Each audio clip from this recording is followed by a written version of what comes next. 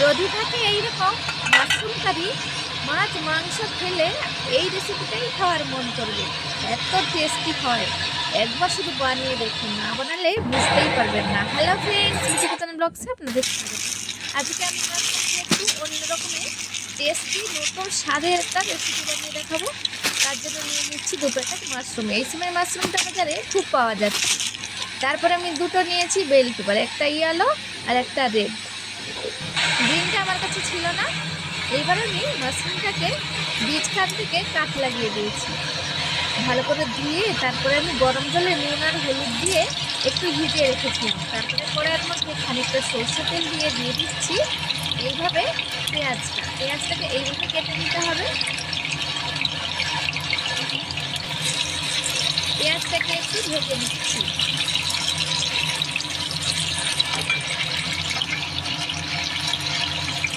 পেঁয়াজটার সাথে দিয়ে দিচ্ছি বেল পেপারগুলো, ইয়েলো ক্যাপসিকাম আর রেড ক্যাপসিকাম, এইভাবে করে কেটে নিচ্ছি চৌকো চৌকো করে। পেঁয়াজের সাথে এগুলোকে আমি একটু ভেজে নিচ্ছি।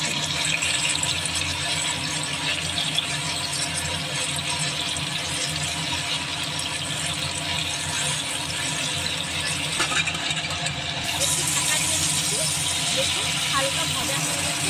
এবার একটু তুলে নেব।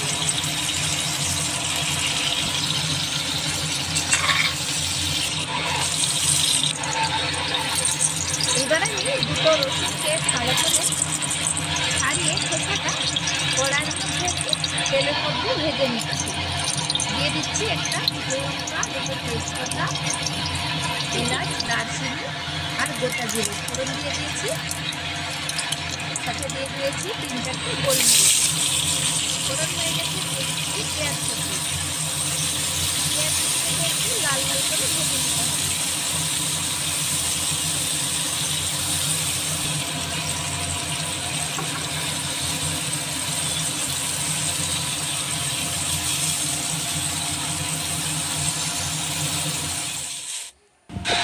এইবার আমি জিরে, 2টো টমেটো, আদা, রসুন আর 2টো লাল লঙ্কা কালারের জন্য বেটে নিচ্ছি।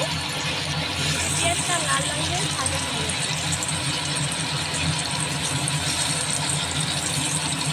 এবার আমি কেটে রাখা মশলাটা দিয়ে দেবো।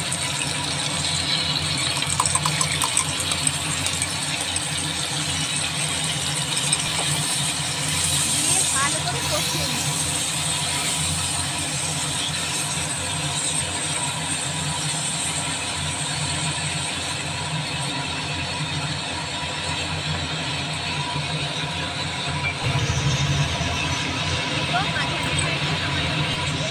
খুব বড় না।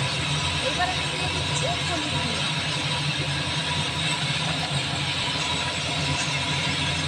এবার দিয়ে দিচ্ছি লঙ্কার গুঁড়ো। যে যেমন ঝাল খায় সেই অনুযায়ী লঙ্কার গুঁড়োটা দিতে হবে। দিয়ে দিচ্ছি ধনে গুঁড়ো, দিয়ে ভালো করে কষিয়ে নিতে হবে।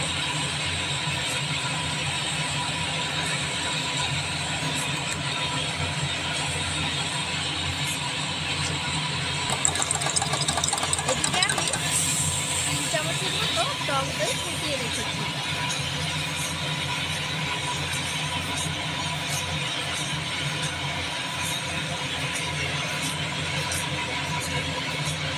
মশলাটা এদিকে আমার কষানো হয়ে গেছে।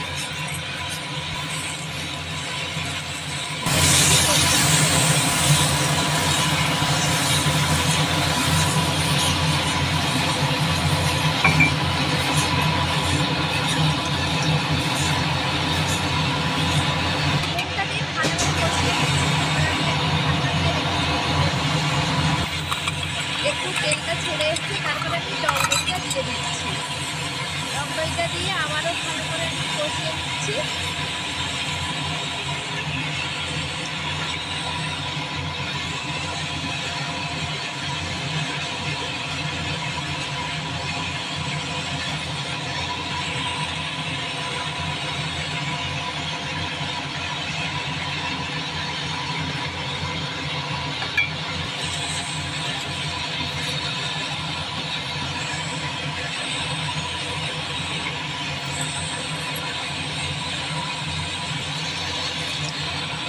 সামান্য একটু জল দিয়ে দিচ্ছি।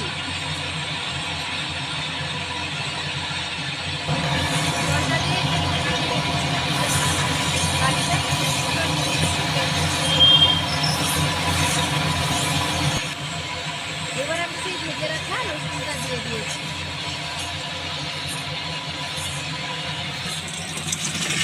তারপরে মাশরুমটাকে আমি একটু ছেঁকে নিয়েছি, জলটা ঝাড়িয়ে নিয়েছি। এদিকে আমার মশলাটার সাথে রসুনটাও কষানো হয়ে গেছে। এবার আমি মাশরুমগুলো দিয়ে দিচ্ছি।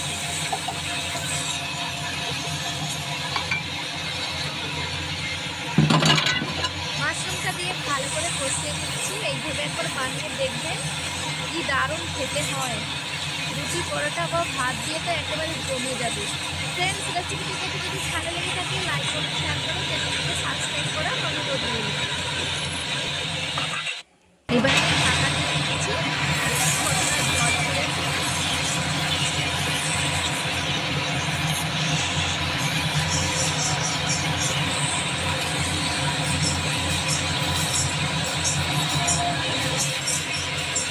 মাশরুমটা আমার কষানো হয়ে গেছে।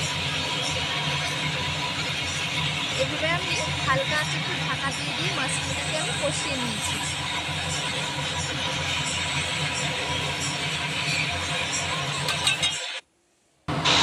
আবার আমি ঢাকা দিয়েছিলাম তারপরে একটু সামান্য জল দিয়ে দিয়েছি। মিক্সার জারটা দিয়ে একটু জল দিয়ে দিয়েছি। এবার ভালো করে মিশিয়ে নিচ্ছি।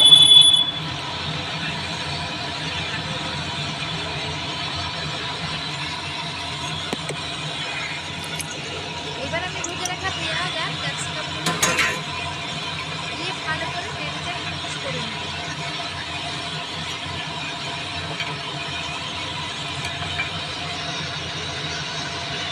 দিয়ে দিচ্ছি গরম মশলা।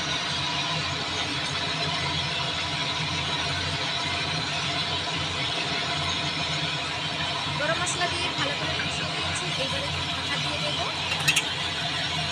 ফ্রেন্ডস, এই রেসিপিটা বাড়িতে অবশ্যই তৈরি করবেন আর বানালে আমাকে কমেন্টে জানাবেন যে কেমন হয়েছে। না বানালে আপনারা ভাবতেই পারবেন না যে কতটা টেস্টি হয়েছে।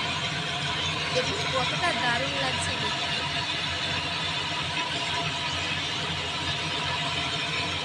তো মাশরুম কারিটা আমার এদিকে তৈরি হয়ে গেছে।